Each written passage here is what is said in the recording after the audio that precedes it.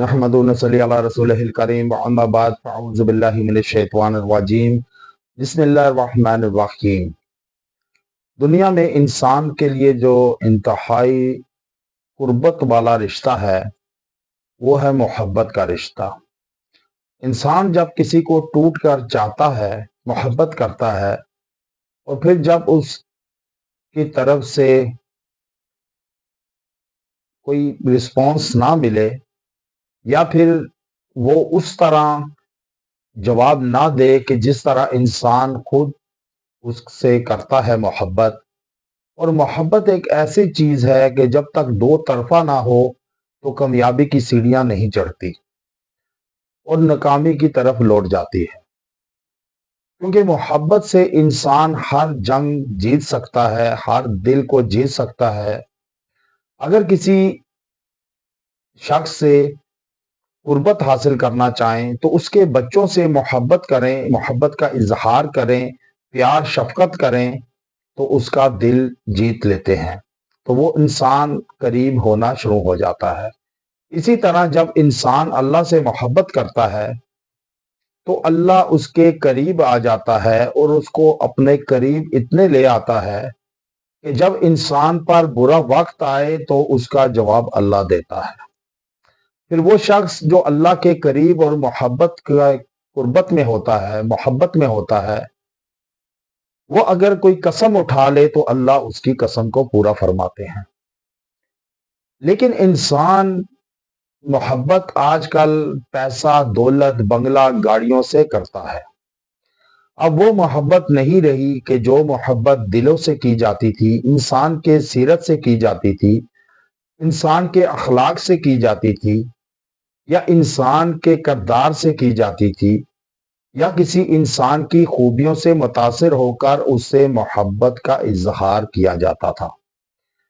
लेकिन अब टोटली उलट हो चुका है कि अब मोहब्बत जिसके पास जितनी बड़ी रकम, पैसा, बंगला, दौलत, लंबी कारें और कारों की कतारें होंगी, उससे मोहब्बत हो जाती है।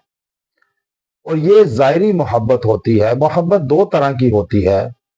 एक मोहब्बत ज़ाहिरी होती है कि जो ज़ाहिर से मुतासिर होकर इंसान के कुर्ब में पनाह ले लेती है।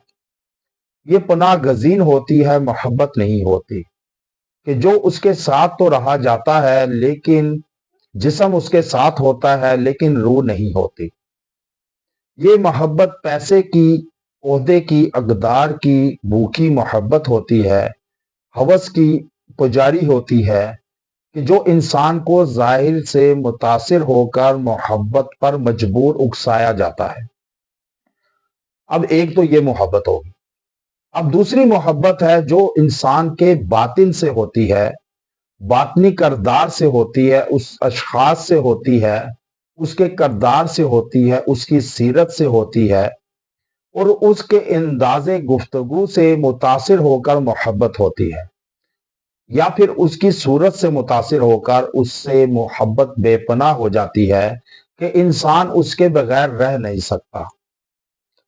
अब जब ऐसे मोहब्बत करने वाले दो आपस में मिल बैठते हैं तो फिर जो दूसरे करीबो कुर्बो जवार में होते हैं, हासदीन, हसद करने वाले, या दुश्मन उन्हें कह लें, तो वो इस जोड़े को तोड़ने की, जुदा करने की हर दर्जे कोशिश करते हैं ताकि ये एक ना हो सके, रिश्ते अज़दवाज में मुंसलिक ना हो सकें, सुन्नत पर अमल पैरा ना हो सकें, और ये शादी के बंधन में ना बन सकें। जब ऐसा अमल आप पर हो, या आप चारों तरफ से चत हो जाएं, नाकामी की सीढ़ियों पर हों, या ऐसी बंद गली में शामिल दाखिल हो जाएं कि जिससे निकलना मुहाल हो, कोई रास्ता सुझाई ना दे, आप ना समझ सके कि इससे कैसे छुटकारा पाएं, या ऐसी मोहब्बत को कैसे पाया तकमील तक पहुंचाएं, तो उस वक्त के लिए आपके लिए ये मुजर्रब वजीफा लाया हूं कि आप जब ये पढ़ेंगे इंशाअल्लाह ताला अल्लाह की मदद आएगी, टूटा हुआ दिल जुड़ेगा, यकीन कामिल होगा, और अल्लाह के कुन कहने का इंतजार करे, संभल जाएंगे, अल्लाह की मदद होगी आपके साथ।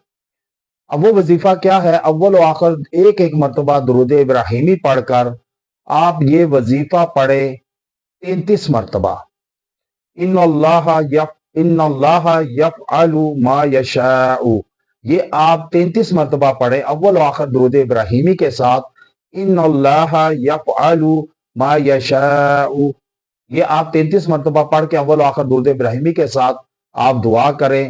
انشاءاللہ آپ دیکھیں گے کہ یہ جو تمہارا ٹوٹا ہوا دل ہے نا، یقین رکھو اللہ کے کن کہنے سے سنبھل جائے گا، کیونکہ اللہ تعالیٰ کو اختیار ہے جو چاہے کرے، اور انشاءاللہ اللہ وہی کرے گا جو آپ کی منشا ہوگی۔ جب آپ اللہ کی منشا کے مطابق ہوں گے، پھر اللہ آپ کے دل میں جو ہوگا اس کو پورا فرمائے گا۔